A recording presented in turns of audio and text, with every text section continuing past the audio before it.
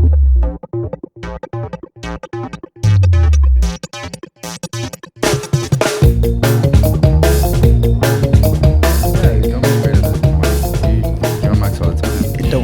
bite.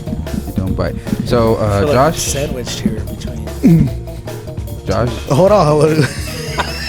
What's the breading? What's the breading? I got white bread. I got a piece of white and wheat. I had another friend. So I'm unhealthy. I had another friend named Sam, and we would go around hugging people and call it a sandwich. Sandwich. A sandwich. Great time. Josh? All right, so we're just gonna open up with the little. There it is. Yeah, clap sync. All right. After a couple of weeks of busyness, I myself was at the El Paso conference.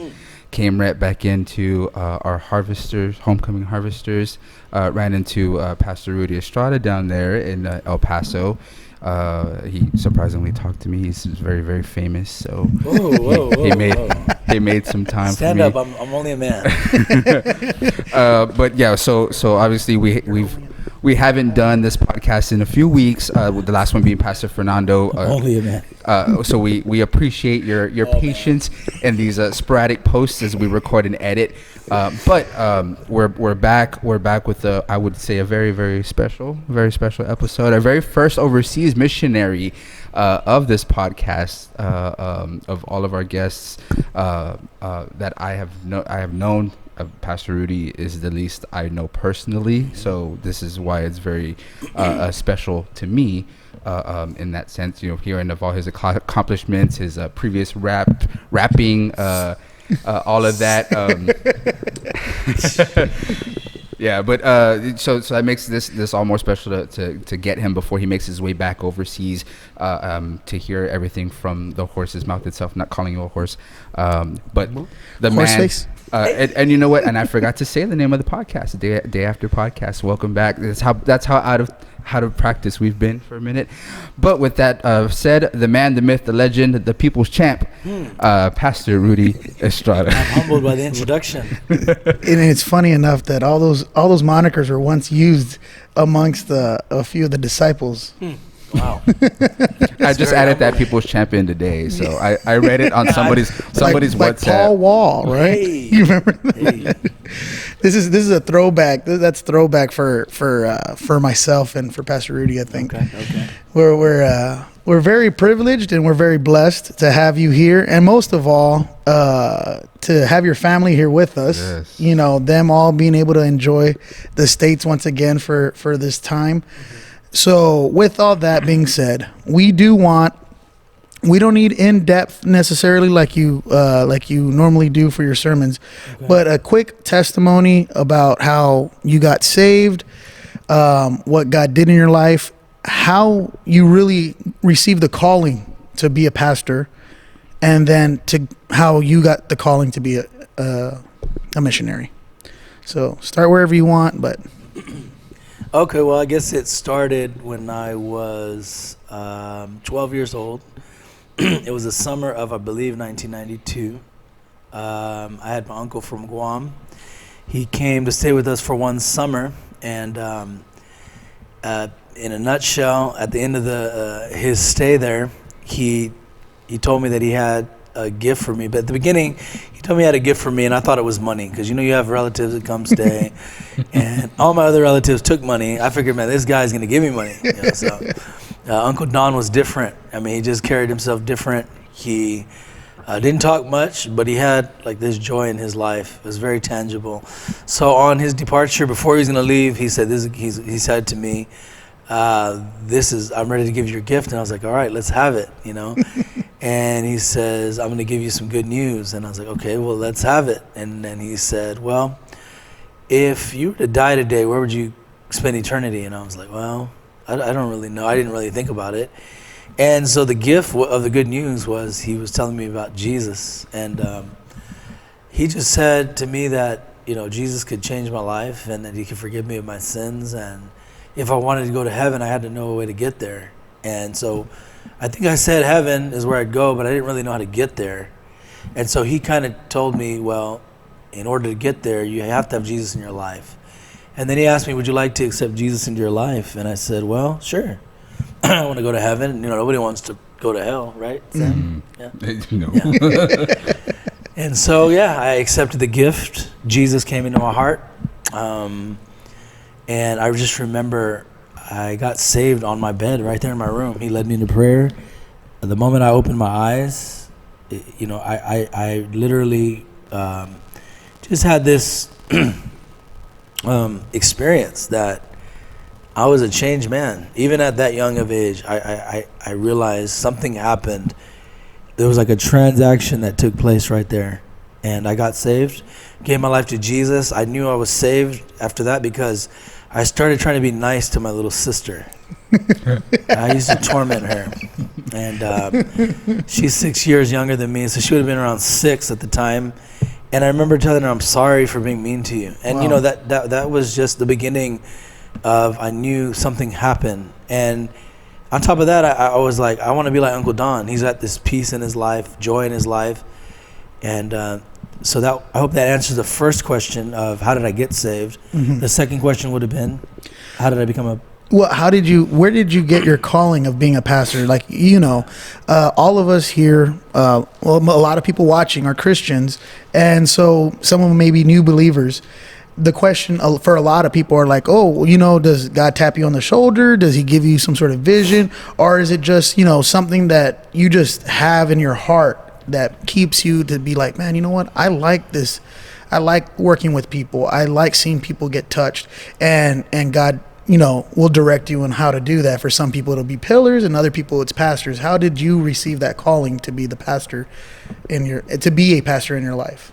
Well, I guess, I don't want to beat around the bush. However, I remember my dad telling me one time when I was a kid, he's like, you got my anger in your mom's heart. And I remember him saying that to me, and it made so much sense. I don't know why I had the anger part, but it was always there. You're like, I just didn't really like people too much. If they weren't like me, or if they didn't have what I did in common, I just didn't really like people. But when I got saved, I still struggled with liking people. It took me a little while, because when we went to church, we were the first family at the door, Christian Fellowship, the church that we got saved in. So it took a while. I got saved when I was 12, but I was being saved, and I still am being saved. I don't think we're ultimately saved until we get to heaven. But just for conversation purposes, I was born again. But it's like you come into the kingdom as a baby. And so here I was still trying to figure out this Christian life. I wasn't really raised Christian per se. So when you ask, where did my calling come? I would have to say through the years of serving God. I would say more into my teenage years as I got older. I began to see as the church grew, discipleship was being worked out through other men of God in the church, which would have been Josh, your brother, some other men in the church that were being discipled. Moses Aguilar, he would have been the first one to get sent out. And then I think when he got sent out, I saw when he came in, and because I had been in the church for so long, I kind of was like, this guy's getting sent out. He got discipled, and I've been here longer. And something kind of went in my head. So I never felt like this natural call, but when I saw discipleship through another man, I think what happened to me was I looked at it, I was like, you know what, God wants to use my life, but I got to get serious about this. So what I saw in these other men is that they were serious about the call of God and being discipled, and I didn't really want to get left behind in a sense. And I already had a love by this time I had a love for people. We would do a lot of outreaches. We were radical. And so we were already doing things to get people to come to know Jesus.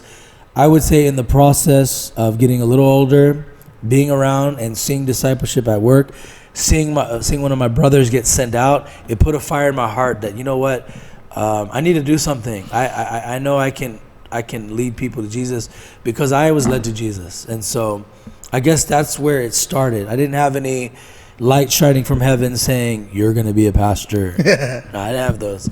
I just saw a need, like our world needs Jesus. And I never forget Uncle Don telling me, like, the harvest is plentiful, but the laborers are few. So I remember these words spoken. I remember seeing examples. And of course, through boot camps, through conferences, God will always deal with everyone. And he dealt with me too. There'd be calls if you want to be a preacher. It wasn't like, I don't think I ever, as a young man, would say, I want to be a pastor. I just wanted to be a Christian, really. And through just being a Christian, any ministry in the church that was offered to men, I volunteered. I said, I'll be a part of it. I'll do it. So I pretty much anything a man could do other than nursery, I was pretty much in it. That's awesome. And through the burden of serving, I believe that the opportunity presented itself and the call became more real that, this is what I want to do. I feel God, he wants to use my life. So that's probably where that came from. That's awesome. And before we go into a little bit further, so you saw ministries open up like concerts and everything. When the idea of rapping came into a opportunity, was that something that you're like, oh yeah, I could totally do that? Or was that something where you said, because the other thing I was going to ask you is, why is it? Oh, there you go. I don't know. So the other thing I was going to say though, is because also you're a very talented singer. So with singing and rapping, did you see it as an opportunity to do one or the other, or were you like, oh, I could do both in the same avenue for a concert? Well, thank you for the compliment, because I never viewed myself as that, as a good singer. But I got into choir when I was in 8th grade. There was a girl that was in choir that I admired, and that's why I got into choir. I never knew that God would use me to do song service.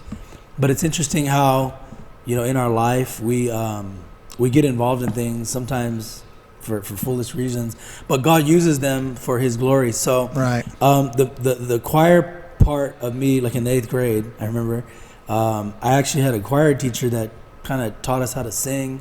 But there were some very talented people in my class, but I think that's where, if there's anything I learned it there. The rap part, I grew up in a neighborhood called Lakeside, and all my friends at lunch, breakfast, we were the type of people that we would be sitting at a table and they would just make beats on a table, making beats, and people would freestyle. And I remember there was other brothers in the church that were doing rap, and I had already seen other Christian rappers in our fellowship, and I would think to myself, these guys don't know how to rap. Like, they're doing it, but it's not them, if that makes sense, right? Yeah, no. So 100%. Since I grew up around it, I'll tell you that I despised it when I got saved. Like, I literally threw away, I'm dating myself, but when I got saved, I threw away I had a chronic, Dr. Dre chronic tape. Cassette. And I remember I heard a sermon one time, and I got convicted, and I actually pulled all the tape out, and I destroyed it. And that's so awesome. When I got saved, I was like, I don't want to have anything to do with my old life or what I used to like to do. But then one day I remember, I think what happened was one of the guys that was in one of the rap groups, he either backslid or he got out of the group, and there was a guy named Brian Austin that was there. And we were talking one day, and he was like, yeah, I want to rap. And I was like, well, I could probably rap. I think I've done it. Never like for the Lord, but right. I could try it, and I think I would be all right to do it. And so I remember it was a song by Missy Elliott called Hot Boys, and we got the instrumental, yes. Yeah. And we were at a park, and there wasn't a lot of people there. He turned the instrumental on, and it was just like, it hit me like, once we started rapping, people started looking, and it started getting attention. And I realized at that point, when I started rapping, I was like, you know what? Whatever can get people saved, I will do it. Praise God. And that's where the rapping came from. So truthfully, I didn't want to do it because it reminded me too much of the old life, if you will. Yeah. It reminded me of the neighborhood. It reminded me of the people that I came up with. And I'm telling you, when I got saved, I didn't want to have anything to do with it. However, I saw it as an opportunity to reach the lost. That's good. So that's where the rapping came in too. So your group started in what year? Do you remember? Man, that's a good question. I don't remember the actual year, but I would have to say It was the late 90s. So before, so how old were you? Could you remember that part? I would have to be by this time. I would probably say around 17, 18, maybe Okay. a little younger than that. Okay. If I had to guess. Just a few years ago. Yeah. Exactly. Yeah. No, because you and your group was around for a very Stretch, yeah, yes. for a good stretch. Yeah, it was, and it was very good. Yeah, we always saw, even if the songs that y'all were doing were already, like classics in the sense, they were still very good enough to draw crowds. I remember going to outreaches in parks and people would be coming around. They're like, "Hey, wait a minute, these aren't the lyrics," and people listening in, and because of that ability to be able to rap well enough to catch people's attentions was always one of the things I admired about y'all guys, because it is a specific skill set, like you're saying. Well, I think here's the thing to help people, I guess, to understand. It's not so much the rap that draws people, it's the beat that draws them, right? Right. Yeah. Because what we would try to specifically do, and our pastor challenged us to do this, was to get what's popular. Like to look at Billboard Top 10 songs that people listen to, and that's what we did. We would go through the charts. I mean, that was our mindset. Our mindset was never to make a name for ourselves. It was to find out what was popular, so that when somebody heard the beat, they would be like, "Oh, that's Dre, or that's M, or that's this guy or that guy." And the moment, that's what would grab their attention because it was already popular. Right. So it was. I know it wasn't our rapping, because our rapping, it had its place. I think it was more entertaining for the Christian, because it kind of gave the Christian a reason to listen to kind of worldly music, but it was Christian, because a lot of Christian music at that point in time when we started, it was non-existent. So It's true. If you could have some good current beats with some Christian lyrics, it was kind of cool, because if you were saved at that time, it was like there wasn't a lot to listen to. So to have good Christian music and it sound good with a good beat, it was, we made a CD and we gave it to all our friends, and there were people in Africa that would listen to it. Our pastor became a missionary in Africa, and they would listen to it, but there were people that we never met. Right. But it was because the music that sounded good, the beats sounded good, they were current, but we changed the lyrics. So That's awesome. that's the encouragement, and that I would tell people is like, when you go to make music, find what's current, because we're never gonna. That's not our goal. Is not to make a name for myself. Although people have told me, well, I could make beats for you, and you could probably do and I probably could. I'm not saying that braggingly. No, but it's funny. They're like, "Hey, make a name for yourself." Yeah, but it's not about me, right? Exactly. Because once I start doing my own beats, then it's about me. Yeah. And it was never about me. I've never made it about me. I've always wanted to the point draw people from the beat that's already popular. Right. Because if you don't, you're already trying to reinvent the wheel. You're Yeah. trying to use your own beat and use your own lyrics, and it could be good, but it doesn't have the same effect of the drawing power. If you get what I'm saying. Yeah. Like somebody hears something that's on the top 10 billboards, like, wait, I know that song, and it already grabs them. Yeah. And so if you can get that part down, well, you've already got their attention, and that's the whole point of using it in outreach. And that's always been my perspective on things when it comes to that. That makes a lot of sense. Besides the pushback on because it reminded you of your past life, or reminded you of things that you didn't want to be involved in. Was there how to say, like, a nervousness in rapping, like when you start? And I say this solely for the purpose of encouraging our people, because there's some people that I know can sing and I know can rap, but when you try to tell them you need to do something for God, do it. You use your craft, use your talent. They're like, no, I don't. I'm scared. Like, I don't want to do it. Like, was there any of that in the beginning for you, or even to this day? Like, do you still feel like I'm nervous to rap? No, initially yes, because your ego is tied to it. Nobody wants to go up in front of people and get booed off stage. Yeah. And I will say, it's not for everybody. Not everybody can be a rapper, just like not everybody can be a drummer. Yeah. If you've ever watched people and they see a drum set and they're like, I bet I could play those. And they get on the drums and it's like they can't even hold a tune in the bucket, right? Yeah. And it's like, that's just not your gift. Yeah. So I've seen over the years many people that probably shouldn't be rapping. And what it is, it's like a guy that doesn't know Spanish that tries to speak Spanish. Like, you're saying the words, but it doesn't fit. Yeah. So I would say to those that are trying to do music, you need to find your genre, right? Find your genre and stick with that. Like, rap was my thing because I grew up around it. Right. It's not like, oh, I like rap, I'm gonna try to be a rapper. No, it's not, and that's, you can't do that if it's not you. Now, some people can pull it off, but the majority of people that do that, they're not effective because it's not them. Right. They weren't around it. They don't understand it, and there's a certain flow to it that you have to have if you want to be good at it. So that's my encouragement. Find your genre, and if you're good at it, then do it, and you won't be nervous. Yeah. You know what I'm saying? So initially when I first did it, of course, I was scared. I was afraid of rejection. But after the encouragement of people, and that's what kind of was my gauge, when I would do it, people would be like, man, that sounds good. And people that weren't in the church, because people in the church, they're full of encouragement. Yeah. I mean, you could pull the bark off a tree, and the church would be like, man, you did good. And God bless their heart. What church do you go to, man? Because people tell me otherwise sometimes. They tell you you're not good. You shouldn't be leading songs. No, I'm kidding. Well, there's a little truth to every lie.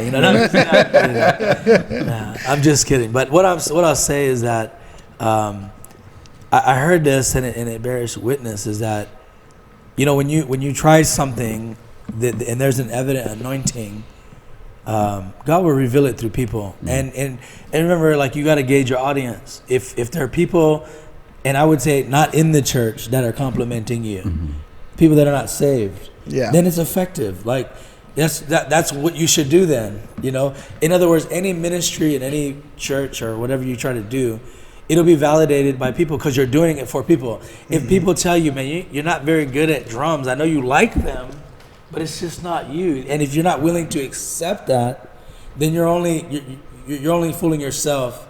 Now, you can practice and get better, of course, but again, for some, even if they practice, it's just not there. Yeah. Aaron, drums aren't me. I'm sorry. I'm out. Never happening. But that's very, very clear advice, because a lot of people have like, oh, you know what, I just really think if I keep working on it, I'll get better, which could be true, but at the same time, if you're not drawing a crowd, then what's it for?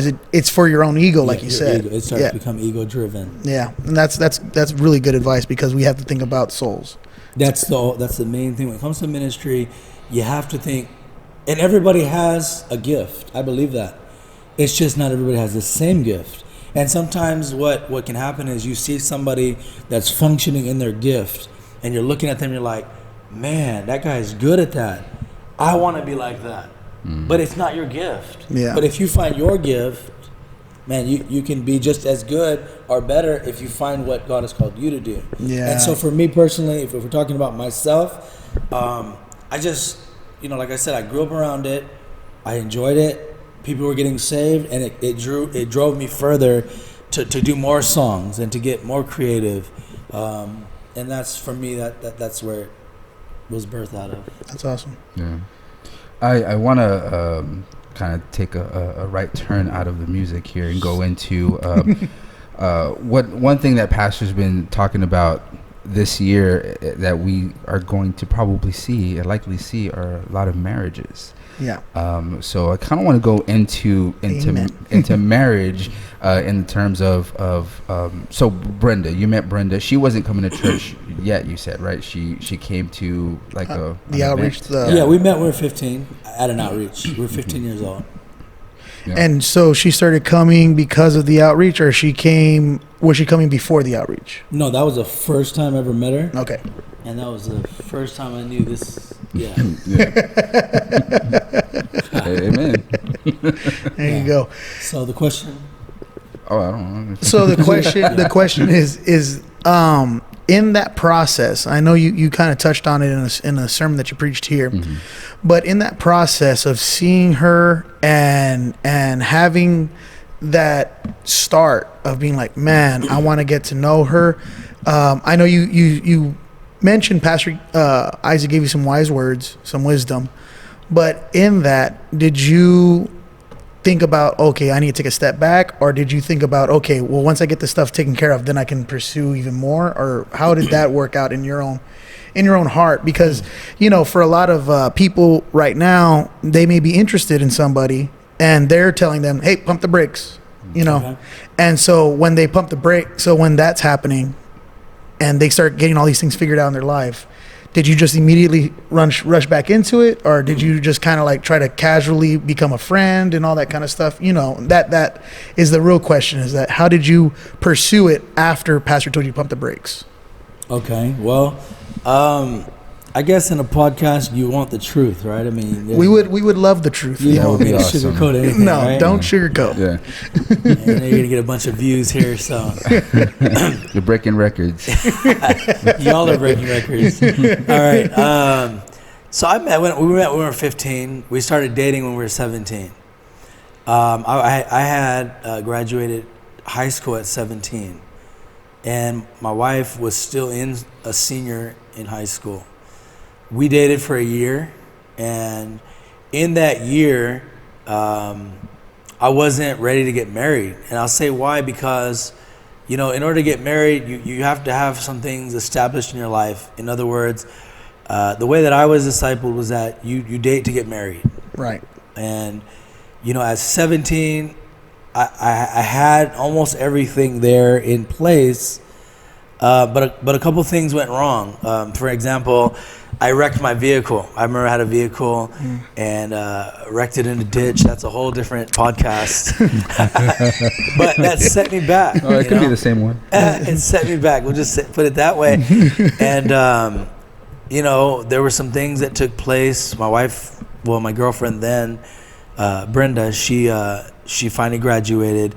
But I'll just say for the record, I'm not a fan of long-term dating. Mm-hmm. And I'll tell you why is because, I'll tell you why because of my own life. Like, my own experience was that I began to lose focus because after a year of dating and then we weren't ready to get married, it's like, so you're going through this long-term thing that really shouldn't take that long term. It should be, okay, if you're going to date, have your focus on getting married. That's your sight should be on, I'm going to get married, not we're going to date and try to be cool like the world. And that's not what I was intending to do. But because of life and things that were happening, there was a point in time where I said I needed to pump the brakes. And so there was a point where I said, you know what, if I keep going in this trajectory, it's not headed in a right place that I want to be. And so, I would get convicted, okay, if I'm not ready to get married, but we're still dating, then, and one day I want to preach, then I need to prioritize my life, because in essence, if you're not tying the knot, then really you're setting yourself up for failure. And I just put it like that. So long story short, I made a decision. I talked to my pastor, and I made a decision to call it off. And a lot of people don't know this, but that's what I did. And for about a year, we didn't date. So we went from a year dating, remember I was 17 to 18. We took a year off to focus on God, to get our focus back on That's awesome. the things of God. Yeah, man. Okay. Because that's a hard choice to make. Hey, especially when I met her when I was 15. Yeah. I knew there was nobody else. Yeah. I knew. That's awesome. And I knew that in our relationship in that 1 year that which I knew, and the one thing that helped me was I had a good prayer life. I get up in the morning and I would pray and ask God, God, who do you want me to marry? And I'm not saying, I was confused on who to marry, but when you're young and you're a teenager, and remember, we had a lot of men and women at that time in the church that were on fire for God. Mm-hmm. And so I wanted to choose, someone that loved God, that understood that one day I could potentially become a pastor and could support me in what I felt God was calling me to do. Right. And so, again, going back to when I was that age, I knew what I wanted, but I had to make a decision. If I'm going to get to where I want to be, my focus has to be on doing things right. And so what I'll say and open up in my own life in long-term dating, I just felt my focus was being more put on the relationship rather than, or my relationship with her rather than my relationship with God. And so I made a call, man, and I busted myself up. I was like, I want God. I want to do the will of God, and my focus attention is being drawn away in this relationship. But it's not an evil relationship, but again, if you're not ready to get married and everything's not in place, then you're spinning your wheels. Yeah. And you're setting yourself up for a period of where you could fail. Yes. And I didn't want to do that. And so I had a strong relationship with my pastor. I told him, and at the time he was like, I don't think you should. I don't think you should break it off. Mm-hmm. But there's sometimes where a pastor doesn't know what's going on in your heart. Right. So he's giving you got to give him everything for him to help you make a good decision. Mm-hmm. So, it was hard. It was hard to explain to my pastor, like, I'm losing focus. Well, he's like, well, what does that mean? And I'm like, I know what it means to me. Mm-hmm. I didn't know how to put it in words. Gotcha. But so anyways, I did what I did. We broke it off, and it was like a test. Okay, if this woman really does, love God and potentially we're gonna be together, then what's a little bit of time away from each other? Yeah. You see what I'm saying? Yeah. So and to the grace of God, we laid it down for a year, and then we picked it up. When we picked it up a year later, I already had in my mind, now I had got my life ready. I was like, I got everything ready, and now there's no messing around. Like, we're going to date short, and we're going to get married. And that's exactly what happened. That's awesome. I already knew her, Yeah. So it wasn't like I got to get to know her more. If you didn't learn who she was in a year, and I knew her when I was 15, you see? So that was me. I pumped the brakes myself and focused on God, hit the prayer room, and really said, what, God, I want to do your will. And if I'm going to do your will, I got to do it right. And so I got myself right and gave her time to do her thing. And when the opportunity came, it was good. I think we might have dated 4 months or 5 months, and then we got married. That's awesome. This is all, and that's why I ask these questions too, because I didn't come in with the church background. Everybody else that's here mostly is used to that. The few months dating and get married thing, and that's new to me. Like the little bit of dating, because we Pastor Fernando too. Like they dated a few months and then they got married. Crystal and I were together for 5 years before we got married. Yeah, I remember. Yeah. But that was. I mean, you didn't know that I knew you, but I knew you. Yeah, I think we were going to get to that later too. He's a drummer. Yeah. So at the time then, when you showed interest in Brenda, you were wanting to get married. Your mother, your sisters, they were coming to church with you. Yes, right? And they were very adamant on follow up toward her too. Really? Yeah, they followed up on her, and she would attribute my oldest sister to this day her salvation, because my sisters, they really didn't let up on her. They really followed up on her, and they liked her. They really wanted her to make it for God. Or they wanted you out of the house. Either or. Hey, I'm their only brother. Yeah. No, it's cool to see all of your all your siblings, right? Is it all of your siblings that are out, pastoring? Another one a missionary. And one was Kathleen was a missionary as well. That's very inspiring, I should say, to there's a lot of families in this church. There's a lot of families in this church. And a lot of them are related. Yes. Well, wait a minute. Yeah. A lot of them are related. You got to make sure who you're dating. Like, ask them their last name, follow the family tree. A very tight-knit group of people here on the south side, I'll say that. Yeah. It's true.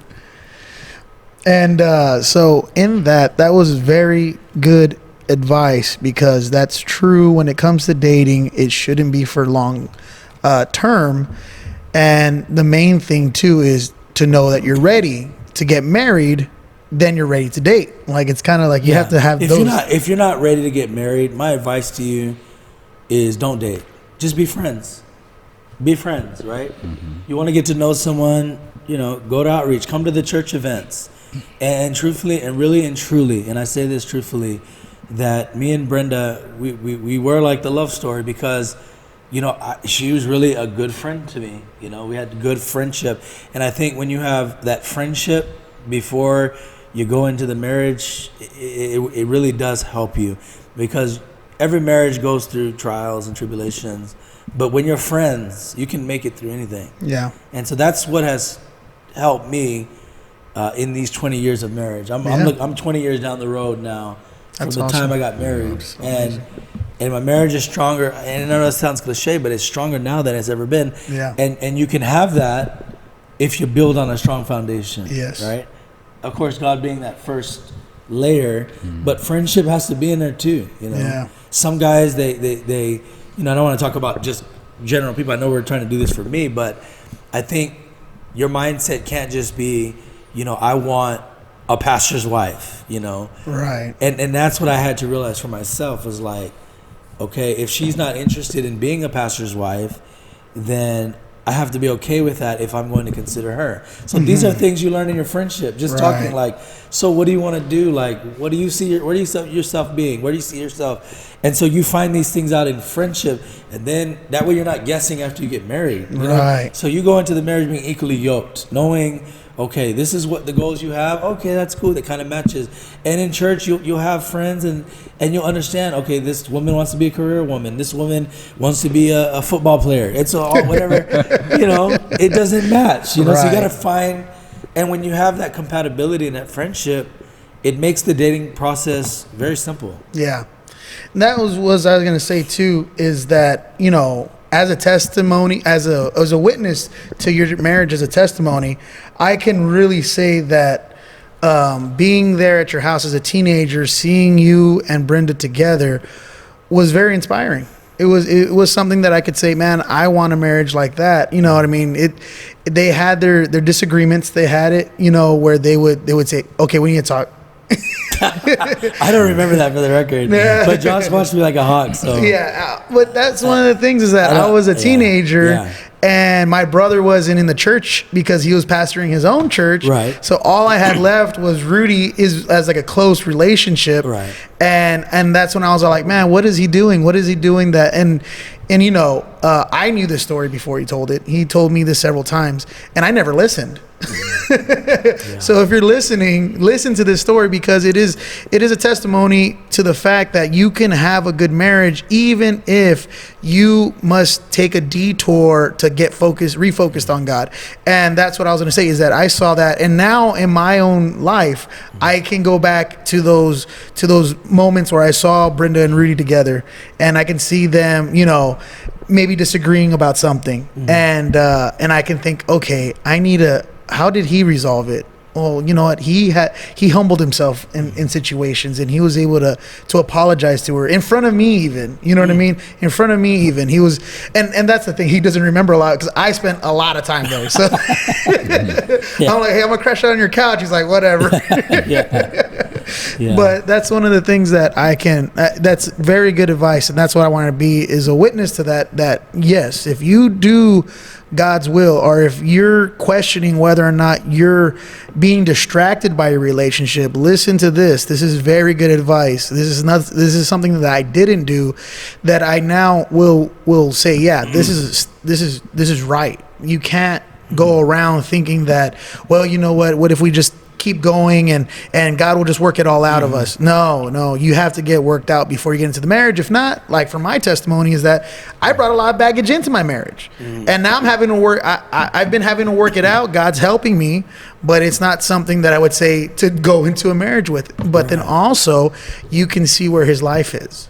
He's been a pastor. Now he's a missionary. He has children. He has a family, and they're all willing to serve with him. And that's one of the big blessings about doing it right, is that if you're in a place where you need to pump the brakes, do it.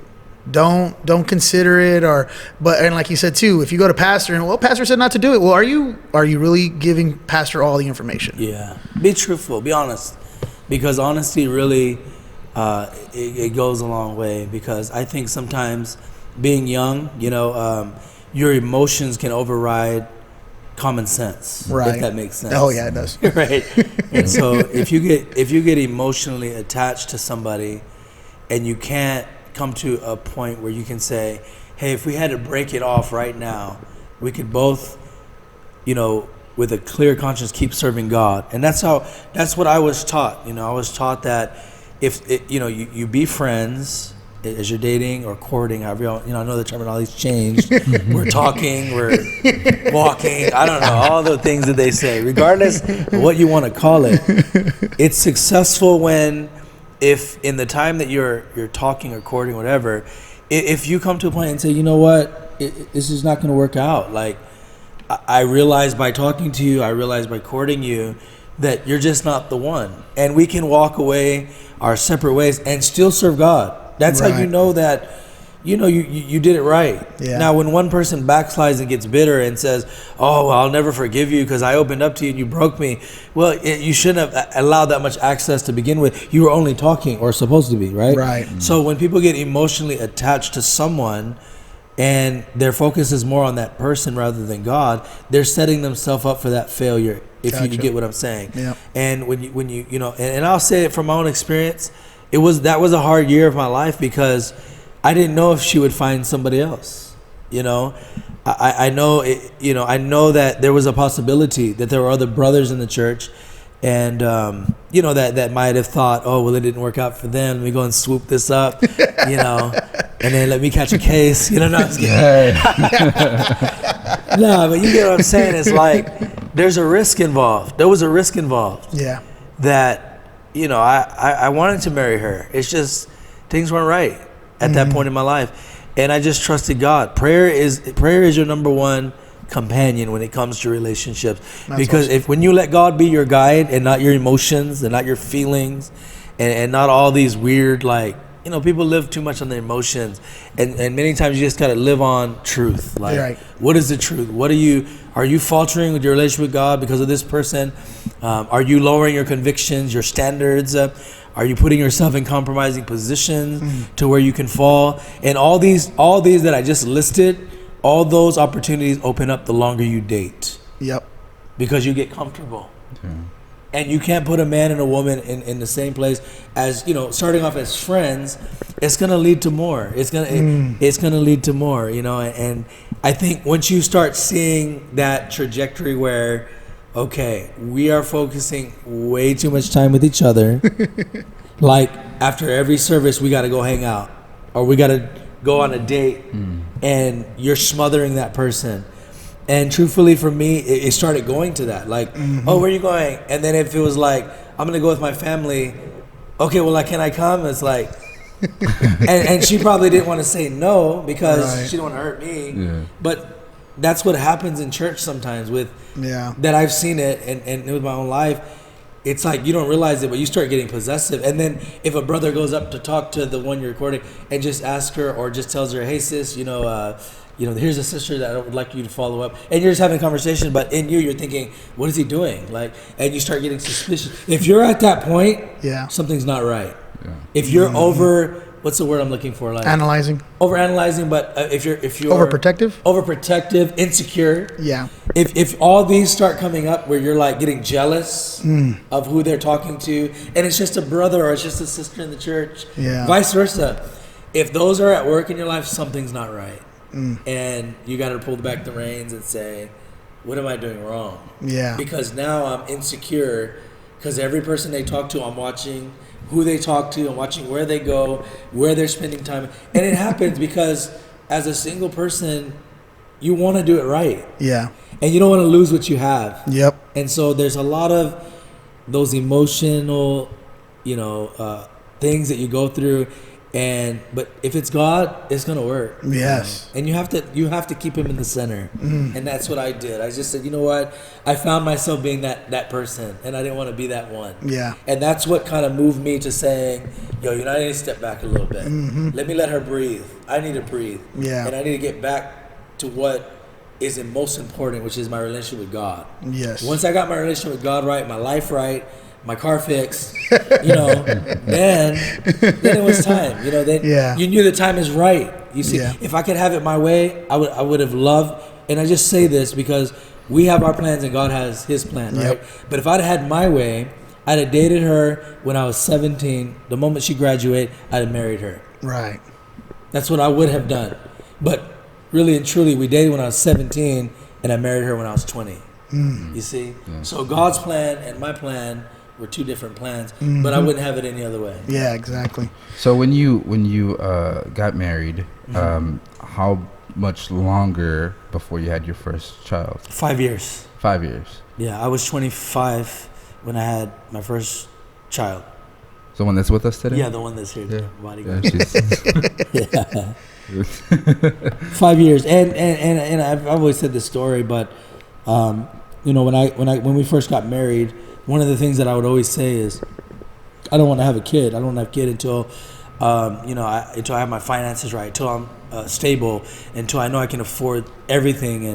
And me and my wife worked. You know, I worked a job. I was a construction worker, and she worked for Tower Life Insurance. And I would always say, not yet. Mm-hmm. And so finally, when the time came, it's like, it's never going to be a perfect time to have a kid. Yeah. So I said, you know what, I want to have a kid now. And so we began trying to have a kid, and it wasn't. But I spoke a word curse in my life, and I didn't know this until my pastor prayed for me, and he also prayed for a couple of other couples. And the moment we prayed, 9 months later, my first daughter was born. Wow. So I'm amazing. A firm believer in word curses. Yep. You can curse yourself by your words, and if you say enough that you don't want something, like I did, I don't want kids until I realized that it's God who gives children. Mm-hmm. Yeah. So that's amazing. And you have 4? I have 4 kids. 4. So the first one came a year later, or a year and some change came later. Then my other daughter came, and then after that I had twins. And twins. So after that it was like, okay, Lord, I'm good. They were all born here. Yes. Yes. Yeah, they were all born in Texas. The States. Yeah. So you had kids. You went to pastor. You were sent out to, was it the north side, correct? Yes. The Castle, I guess now Castle Hills. You have to say Castle Hills. Yeah, Castle Hills. Yeah. Castle Hills. So you were pastoring at the north side. How long were you pastoring there? I pastored the north side for 9 years. 9 years. Yeah. Pastor Mitchell used to say, a pastor can't find his butt until after 10 years. And he's right. He's right. He's right. Pastor Mitchell. Rudy was the one who would tell me that. He's right. You got a lot of catching up to do, Josh. Yeah. He's right. He's really right. So that was the team you were winning all those volleyball tournaments with? Yes, that is the team. But you know, I won volleyball games here in the South Side with the teenage Bible Study. True. Too. Oh. Very true. I really do. It's not the players. I really do believe it's the coaching. It's not the players. It's me. Well, I didn't say that, Sam. You know. Of course, you said you didn't know me that well, so I'll give you that pass. Well, apparently you know me. That's probably Juan. Yeah. Juan, my father-in-law, probably talked. That's what I'm saying. We heard a lot about you before you came. Yeah. Yes. I know you don't know that, but we did. We thought it was strange that Crystal would, but hey, God works all things for the good. A drummer? Really? So, Mark 16:15, right? Go into all the world, preach the gospel to every creature. You took that to heart. You went 2,700 plus miles into an eastern Caribbean island of about probably close to 290,000 people. Mm-hmm. How do you prepare your family for a move like that? Oh man, how do you prepare for a move like that? Mm-hmm. You know, I don't know if you can fully prepare for that. Yeah. You know, I think my life was a preparation when I got saved. I'll put it this way. When I gave my life to the Lord, I said, here's my life. Whatever you want, you can have. You can do with it, right? And my wife was always on the same page as that. You know, we pioneered there in the north side. We could have stayed there for the rest of our life. I mean, truthfully, you know, I had a lot of material possessions because I worked a good job, and I was very fortunate to get my electrical license at a young age. And, you know, it's blessed. You know, I had cars and a boat and, you know, just toys. And what was the question again? How did I prepare myself? I guess the only way to prepare yourself is that you hold everything in life loosely. Mm-hmm. You can't grip things too tight to where if God asks for it, he can't have it back. Yeah. You see? So when the opportunity came, it wasn't hard for me to leave. It was hard, but it wasn't hard. I had to clarify that because to pioneer a church is the hardest thing a man will ever do. So it's kind of like raising a kid. You know, to raise a kid, you know, you put everything into it. They have your identity. I mean, you spend your time with them. So you can imagine a 9-year-old kid. Just picture that. Right. You have a kid. You have a kid, right? Yeah. Okay. So they're not 9 though, right? No. Your kid's 7. not 9. 7 though. 7. Yeah, about to be 7. So imagine, I mean, in 7 years, you develop this relationship with this kid. You know. So to up and say, you know what, I'm going to leave you. You know, and I'm going to go over here. Yeah. It was like I was leaving my kids. You know, and that's a hard thing. But I knew I wasn't abandoning them because they're God's. Right. You see? So when you understand that God gives you children and you understand that he ultimately is their father, then you're prepared for anything, you know? Yeah. Then I had that confidence. God, if I leave, these are your people. And if I train them properly, and that's the hope for every parent, if you train your children properly, they can survive in a hard world. Yeah. You see? Yeah. And so I trained them and I knew how to put in that foundation. Yeah. And if you look at the church now, the majority of the pillars and even people that weren't pillars, the majority of them that were there when I left are still there. Yeah. So it's another testament to the glory of God of being discipled. Yes. Is that when you've been discipled, you can make disciples. And disciples, they can make it, you know, they can get hit with cannonballs and they'll survive. Yeah. You're not a disciple, a rubber band can knock you down. And I remember hearing that from a preacher one time. Rubber bands are cannonballs. And so how did I prepare my life for the mission field? I was trained. I mean, I was trained for it. Yeah. I was discipled. And that's the only way I can answer it. Yeah. Is that I wasn't self-made. I had pastors. And I looked at examples. And all the examples that I had weren't all good, but they weren't all bad either. Yeah. And I took the best out of every pastor that I had, and I drew from what I saw was a strength in their life, and I said, you know what, I'm gonna apply these good qualities that these men had, and I think the culmination of all these men that had influence on my life, maybe into the man of God that I am today. Yeah, that's awesome. I do want to back up a second here because. Obviously, you were sent out, but before that, conference comes around, right? So conference from the first time or this before Barbados. Before Barbados. Okay. So that's conference 2007. 2007. That's when you got announced. Okay. October. So I know that because I was working with them. Oh. So I'm gonna tell a story real quick. Oh, go ahead. I'm gonna tell a story real quick. So Pastor Rudy so humbly introduced me into the electrical field, and I remember as I was working there, he would always tell me, Josh, it's not for everybody, don't blame me if you don't like this. So I was so blessed to be working with him, and construction is a heathenistic job, so it was a blessing to be working with a Christian. And as we're working together, it was conference week, and Pastor Rudy here was our door director at the time, and the evidence of him leaving was pretty evident, but I was like, maybe he's not, maybe he is, who knows. And I was like, okay, cool. And so I remember we were together and we were working, and he was telling me, he goes, Josh, he goes, this might be you might be only seeing me here at work. And I said, what? He goes, yeah. I was like, oh, all right. And then it was a funny conversation because he had some inside baseball on that whole conference that was going to happen, all the transitioning that was going on. And he looks at me and he's all like, Josh, sometimes God just does things for you because you ask him. And I was like, what are you talking about? And he didn't divulge this information. And I remember when the announcement was made, he was getting sent out. Then Pastor Isaac was coming in to take over our church again, and the pastor that we had, which was my first pastor for 10 years. Yes, and the pastor at the time, he was getting sent over to McAllen. That's right. And so all of that happened, and I looked at him. I said, "He's like, I couldn't tell you, but I just want." But I always prayed that God, I want to be pastored by Pastor Moreno. Yes. One time for a time in my life, and that's exactly what happened. Yeah, and it was amazing, and it was always encouraging, and I took those words with me. And I remember there was a time in I can't remember the year now, but we went to California. But I had set in my heart, I was like, God, I never want to miss a Prescott conference. And when we went on the bus to California, pastor was really like, hey, you need to go to California. You need to go to California. I was like, I'm going to Prescott, pastor. That's where I need to be. And he said, no. So I said, okay, yes, sir. I'll go to California. I'll be a blessing. And, I'll do what I need to do. And in that end of that trip, we go to Prescott conference.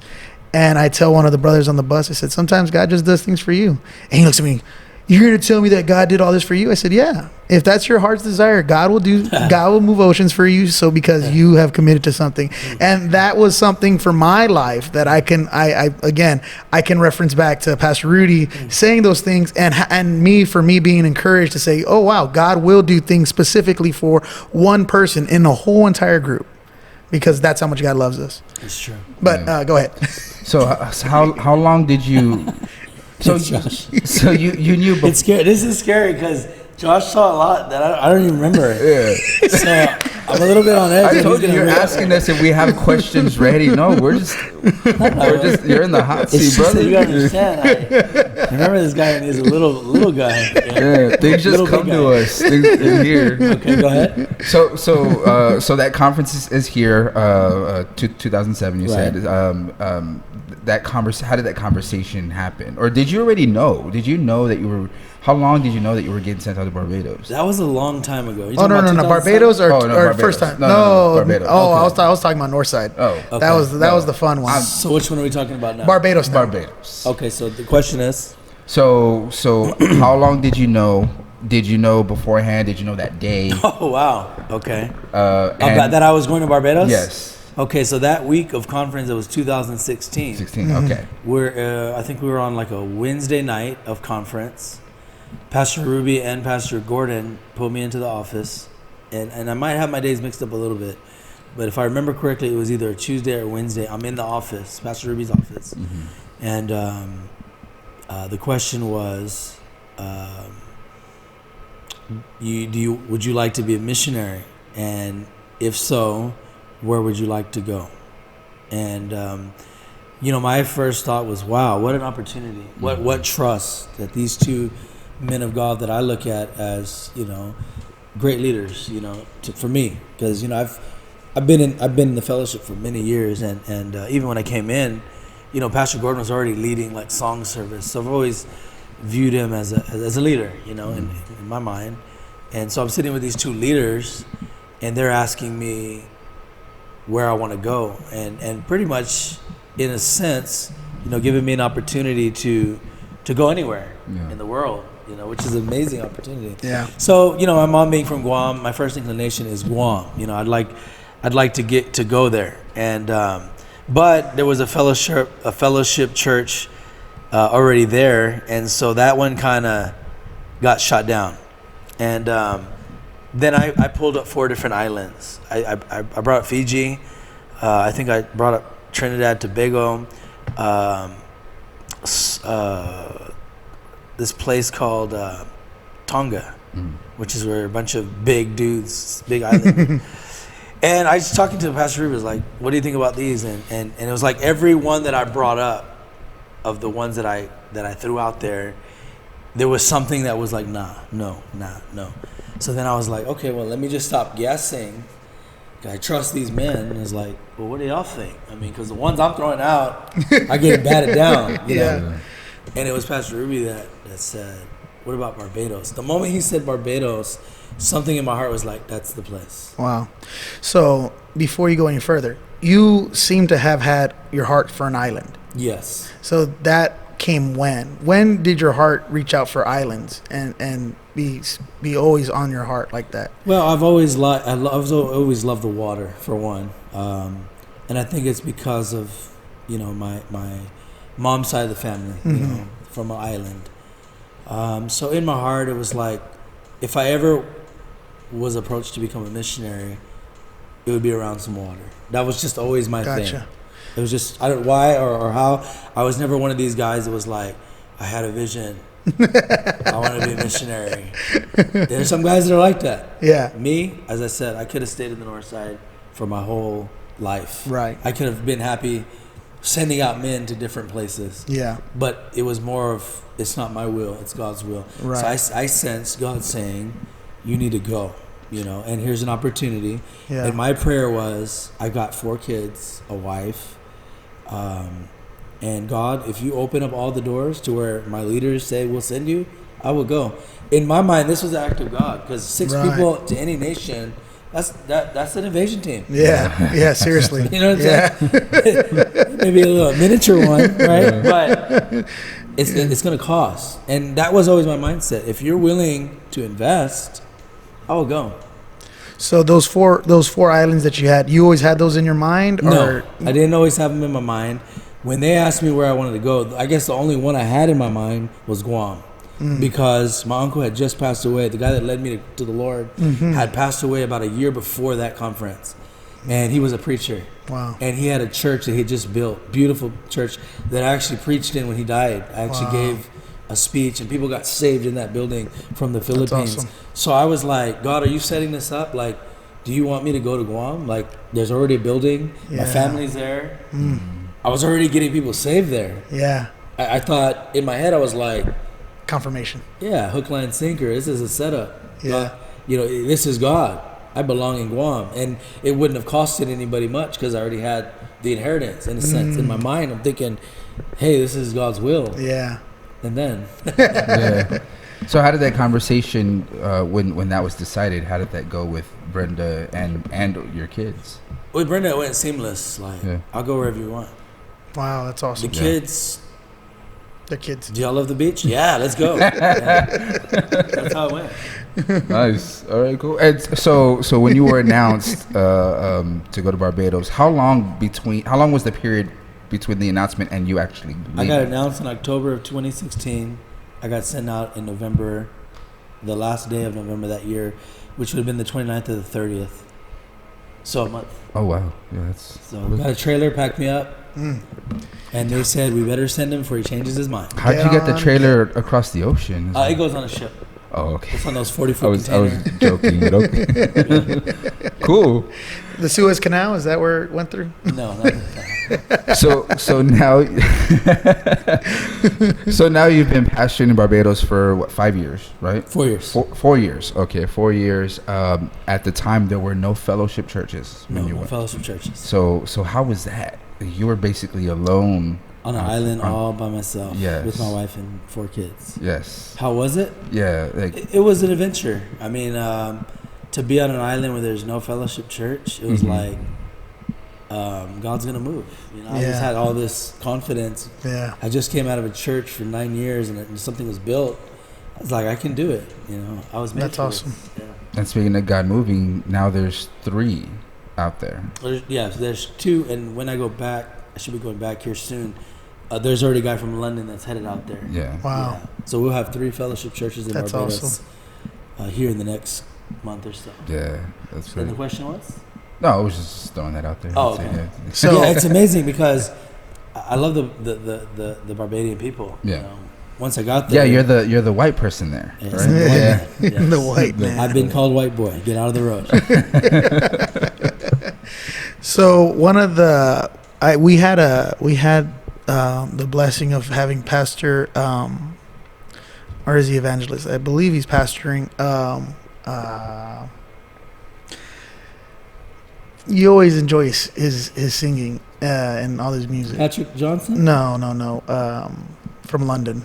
Oh, from London? Ernie Toppin. Oh, Pastor yes. Ernie Toppin, yes.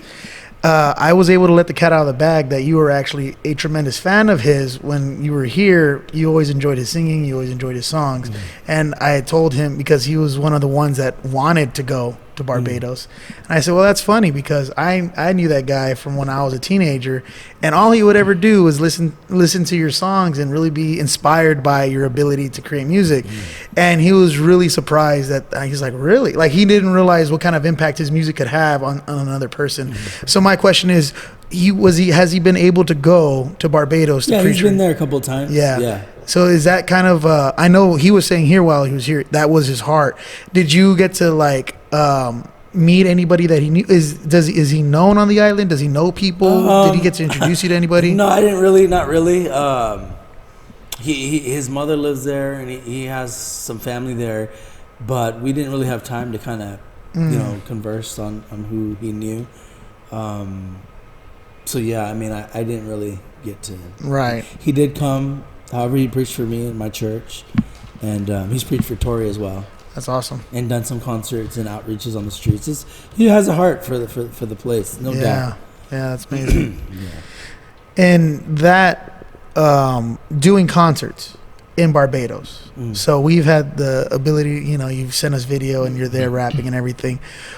Are you doing the same set that you would do here? Or are you doing songs that are popular there? Like, what's the I've done strategy? So I've done some familiar songs because some of the music is just timeless, Right. And it's weird because Barbados, they like music and they like, some of the music that I've done. However, there's my goal in going there wasn't to just kind of introduce my music, but there have been guys that I've discipled or that have come along with me, and I want to give them the same mindset because I don't know their music. Got it. They have a whole different set of music. Yeah. So I'll use a lot of reggae beats or stuff, and sometimes I'll insert my music, but I try to let them kind of show them, okay, this is what I did. Yeah. But it's your turn. Gotcha. Like, I want you guys to reach. Pastor doesn't need rap anymore. Exactly, because it's like Jesus with the disciples. Right. He could do everything. Yeah. But he couldn't. He in order to have greater expression, you got to let people have expression. And I can do it, and I'll be the example up to a point. It's like, I'll do it, and I love to do it. And if I'm the only one doing it, I'll do it. If there's nobody else who's going to do it, like anybody else, I get out there and do it myself. But if there are guys that are with me that want to do music, I support what they're doing. And awesome. They have good music. Yeah. They have good, so even in the north side, I had a girl band or a girl group, and they were very good at what they did. And, it wasn't all about me. It can't be all about me because I'm only one man. Yeah. So for me, I stick to what biblically is like, you make disciples. Who you are is imparted to other people, and I've had the privilege to see other people be better than me, in my opinion. Like, that's awesome. Man, they're good, and not so much better than me per se, but they can be used in a capacity, and God used them because they're good at it. Yeah. But so I hope that helps to answer the question. Is that yes, I use some of my old music, but if anything, it's not to try to propagate what I knew or did. But people, even when I'm out there, they're like, hey, do you make CDs? Do you make music? And I'm like, going back to the original, I don't. But I would, because if that's what gets people saved. Yeah, so there have been guys there, and I have friends that have little studios, and the thought has come across my mind to maybe do that kind of stuff just to get the word out, Yeah. But again, nothing for myself, no glory for myself. It's more to get the word out. Now rapping one song for us is Rudy Estrada. Where's that? So then in your concerts, the guys that are stepping up, they're doing I guess you would say Barbadian music, or what's their, because you're saying their music's very different. Do they have like their own radio stations that play like just Barbadian music? Yeah, they do. Yeah. So it's those guys are getting instrumentals from that. It's kind of like here in Texas. You hear Tejano, right? Right. It's a lot of Rihanna. It's a lot of. That's exactly what I was thinking. Yeah. Well, they have what they call dub music, and they have it's like a soca music or soca kind of beats, Caribbean beats, stuff like that. And so they're very catchy, but, they can be used. They can be flipped over. It's just, I would say their music is a little more provocative than our kind of music. I'll leave it at that.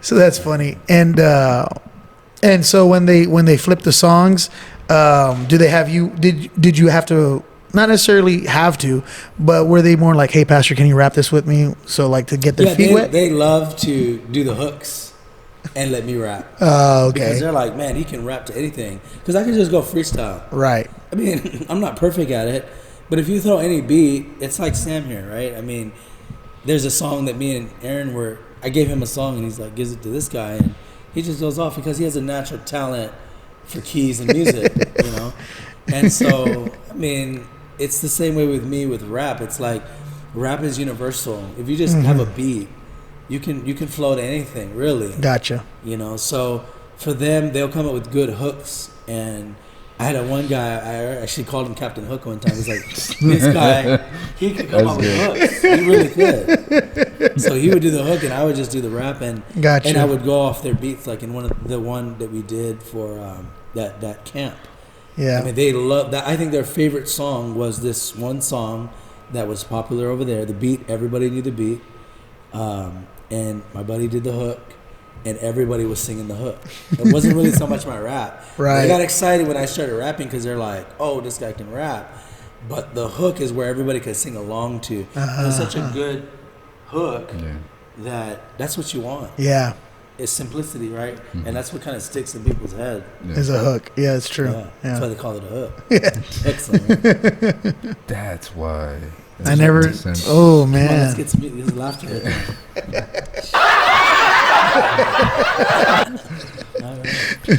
So you've backed me in a corner here, so to speak. Typically, when we do these podcasts, I like to share a little bit of a personal story. The problem is we don't know each other that well yet, but there is a bit of an insight or an inside rather joke that's been tossed around, and timing it here, I'm going to say this was Harvesters 5 years ago. Harvesters, and interesting timing, so to speak, because we just got off of our Harvesters just a few days ago. But Harvesters 5 years ago, you go back into the service, you see this guy playing drums on stage, and you go to my father-in-law and you say, "Hey, where'd you get this guy? Craigslist?" and I'll get some laughter there. Come on. And he said it. That's a good time. So when Juan told me this, I thought it was funny. He did say that there was one time you came back a few years ago, and I was still up here playing drums, and he went up to you and said, "Hey, that guy from Craigslist stuck around." So I don't know. It was just interesting. It was just funny. It was just interesting. I'm still here. I don't know if that means anything, but I am still here. I had a big head at the time. You know, that was the thing. When I came into that Harvesters, I was new to the church, and I was professional at the time too. And my head was up there, but now I've been a little more humbled, even with comments like that, like, "Where'd you get this guy off Craigslist?" But but that's a good thing, you know. Yeah. When you find somebody off Craigslist, it's like you pay this guy to come in and play, because it wasn't a diss. I mean, I really want to clarify. It wasn't a diss. It's like you're hiring somebody to play. It's like we're playing a volleyball game and they bring in the ringer. Like, that was him. Where'd you find this guy? That was Pastor Rudy, and that was me. But this is Sam now. In the context of an instrument, you got to understand, we didn't really we had good drummers, but they were all ones that were learning, right? Right. I mean, you look over the years, Josh, I mean, JD and who else? JD, Alice. Remember Alice did a stint? Yes. So we didn't really, I mean, I'm not, no shade to JD or Alice, but to have a guy that actually played was like, that's amazing. And Sam doesn't know, but Juan would always talk about Sam. He would be like, "Oh, he plays in," did you ever play in bars? I did. He would be like, "He plays in bars, and this guy can play." But I was like, "Is he saved though?" I said, "Don't do good. He's gonna go to, go play at Cool Arrows, and then he's gonna come over here at church." Never played I just threw it out there.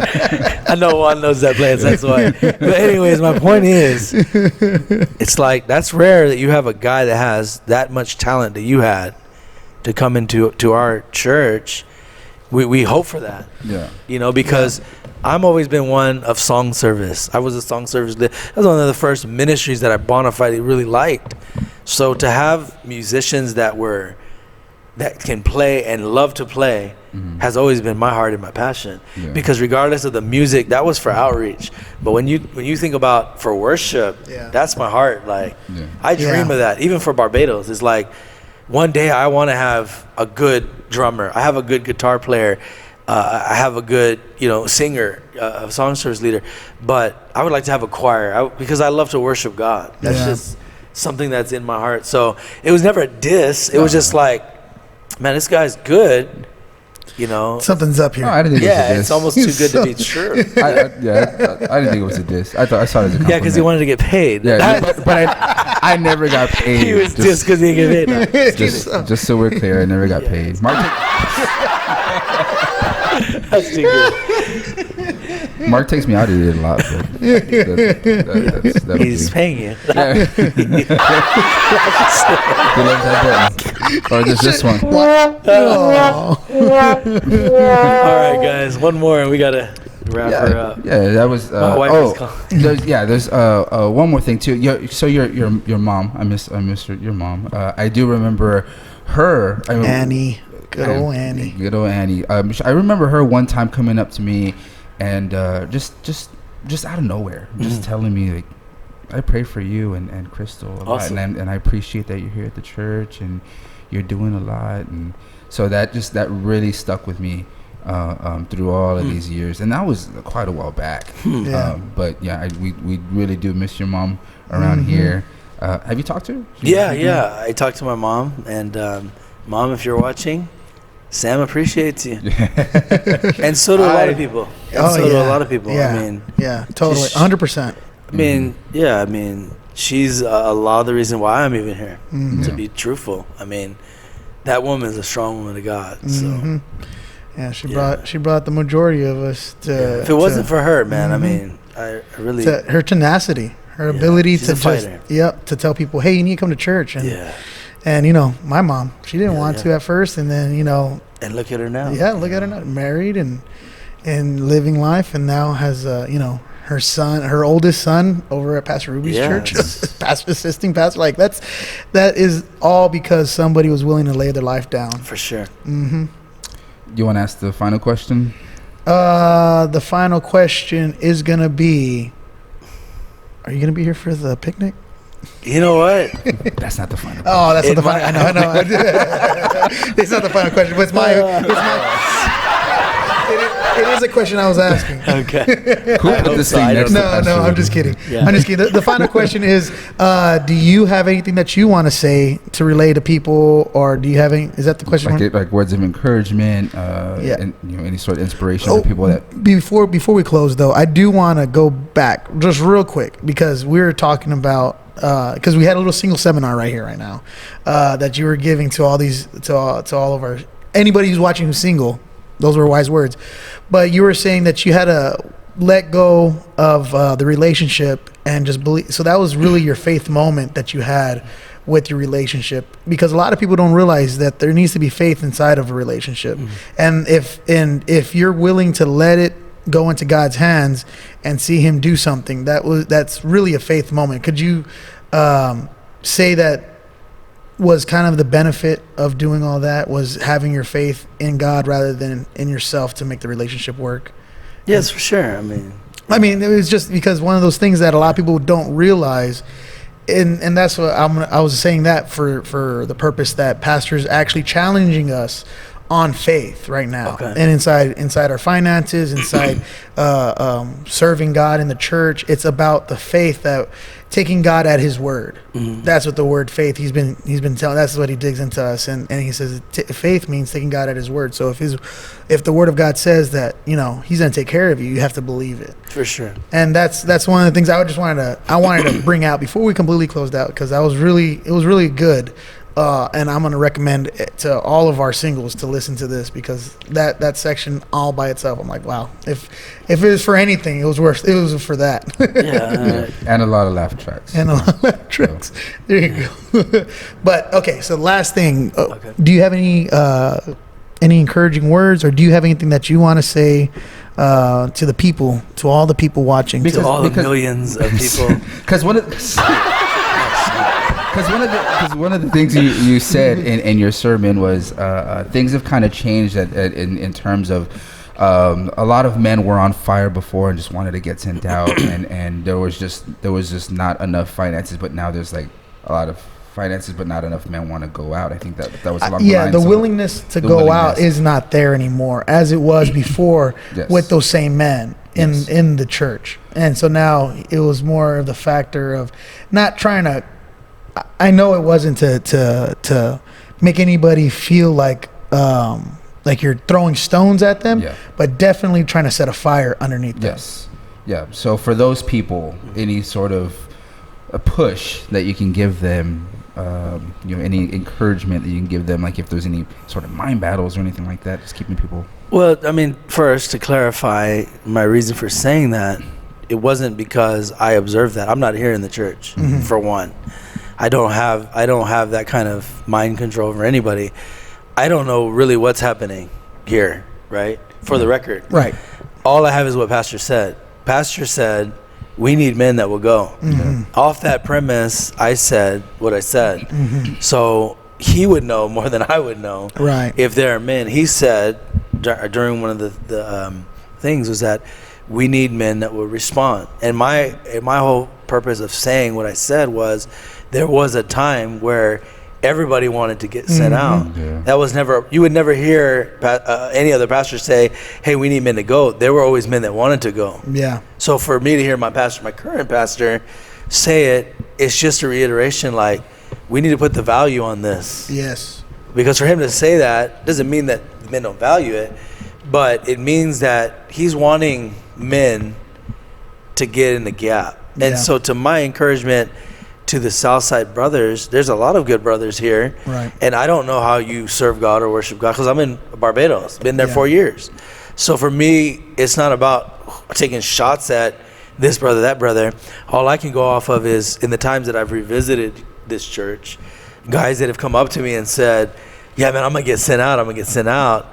And unfortunately, not seeing, maybe it doesn't mean it's not going to happen for them. All I was trying to do was reiterate, hey, I remember the words you've told me. Yeah. There's a lot of things I forget, like a lot of things that Josh brought up, I forgot. But there are a lot of things I don't forget. The important things. Yeah. I don't forget when a guy comes up to me and says, I want to get sent out. Right. God put this nation on my heart. I still remember some brothers telling me where they wanted to go. Wow. And my thought is, why haven't you done it? Right. Why haven't you accomplished it? So my encouragement is don't lose that dream. Amen. I came into the church at a young age, had nothing to offer God, and all I did was surrender my life. And as I said, I held loosely everything God gave me so that when he asked for it, it wasn't hard to leave. And that's just being a Christian. Yeah. Right? Yeah. So my encouragement to everybody watching, if you're watching this, is, trust God with your life. And I agree with what Pastor's challenging, that we got to live by faith. And if God put in your heart a nation, well, no, it didn't come from you. It came from him. If he put a city, it didn't come from you. It came from him. So my encouragement is this: many are called, but few are chosen. And sometimes that whole statement is taken out of context. But the truth is, many aren't prepared to go. If they're given the chance, there's too many things holding them down. They're not willing to let go of. Yeah. So that's my. Would you say? And I know you need to go real quick, but would you say it's never too late? Of course. Yeah. I mean, Moses spent 40 years in the palace. Yeah. He spent the next, after he murdered somebody, hit him in the sand, he spent 40 years in the desert. Yeah. So, those third 40 years, if you will, he delivered a nation. I mean, that's 80 years, Yeah. So it's never too late. It's never too late. You can never count yourself out. Even guys that I've met that say to themselves, oh, I'll never get sent out. And I'll tell them, why do you say that? A lot has changed. Oh, well, the fellowship does this, but the fellowship has changed in a lot of ways. There are things that people wouldn't have did 5 years ago that are accessible now. Yeah. So I always tell guys, don't cut yourself short. Yeah. I mean, and I kind of end on this note, it's like, if you were to tell Moses after he killed somebody, hey, one day you're going to be delivered, at that moment in his life, he wouldn't have been, nah. If you were to tell David, like, you know what, man, you're going to be a deliverer, and he just slept with Bathsheba, oh, man, I've ruined it. There's no way. Yeah. But see, these men, mighty men of God, even Paul in the Bible, who killed Christians, you think about all these mighty men of God in the Bible, there were always moments or seasons in their life where you could look at their life and say, they'll never do anything for God. But you can never count a man out. As long as you have breath and as long as you have life, there is hope for anyone. And that's why I always try to tell people that if God could use my life, right? I mean, people could say people's champ, man, the myth, the legend. But at the end of the day, I'm just a man that believed and saw other men get risen up and said, you know what, God, if you could use them, Why not me? I don't view myself as better than Josh or Sam. I view myself as I got to be the best version of Rudy. Yeah. And if I try to compare or compete with other guys, I'm gonna get discouraged because I'm not called to be Roger Gamboa or Moses Aguilar or Pastor Gordon or Pastor Ruby or Pastor Mitchell. God didn't call me to be those men. He called me to be me. Right. And so in my quest to fulfill the will of God in my life, I can't compare myself to anybody else. And so that's when I see brothers in the church that I've known for years. It's like, man, don't sell yourself short. You might have failed. You might not be where you think you need to be, right? You may have not have accomplished what you've wanted to accomplish. You may have dated the way you thought you should have, but it's not over for you. Yeah. Because far greater men in the Word of God have done far greater, worse infractions, sins, failed, and yet God still rose them up. So I think what happens to a lot of people, and really bring it to conclusion right now, is that they fail, they let people down, and then they live with that. Yeah. And they never think in themselves, hey, I could come back. It's always like, nah, I failed right here, and this is the reason I'll never become. It's almost like I'm a second-rate Christian or believer in the kingdom. But I don't believe that. My mindset is, if you're in the kingdom, you can still be the best. Yeah. And God can still use your life. And, don't sell yourself short on, well, I disqualified myself or I did this or that. Just believe that God He can answer your prayer. And that's what I told you, Josh. Like, there are things I prayed and nobody knew I prayed. And when God answered them, He revealed to me, this was your prayer. And so if I could leave anybody with hope, it's that. Believe big. Yeah. Aim high. Aim for the moon. And if you miss, you may hit a star. Yeah. I do want to add that real quick. I didn't even hear that. Oh, that was the wrong one. Yeah, I like that one. Yeah. It makes you wobble wobble. Go ahead, Sam. I just want to finish off with the. You didn't realize we've been trying to finish for the last. Yeah, no. I'm gonna finish off with the harvester scripture right there, because you're talking about hope. So, but Isaiah 40:31. But those who hope in the Lord will renew their strength. They will soar on wings like eagles. They will run and not grow weary. They will walk and not be faint. Our whole theme was renewed hope. Hopefully, this podcast, kind of added to that, a little bit of an extension of the harvesters that we just got off of. We really do count this as a blessing, count this as an honor to have Pastor Rudy Estrada with us. We appreciate the time you've given us. We know we've kept you a little bit long. I'm going to count those laugh tracks as extra time. But we really...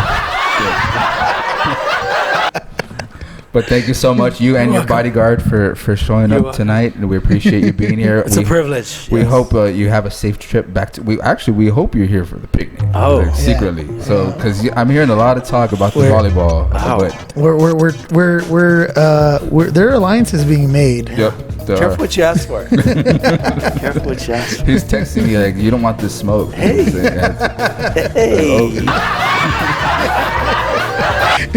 So we'll see. But again, thank you very much for being here. Thank you all for watching. We hope to see you again for the Day After podcast. I am Sam. I'm Josh. I'm Rudy. We will see you again the day after. Hit that check one more time. Come on, somebody.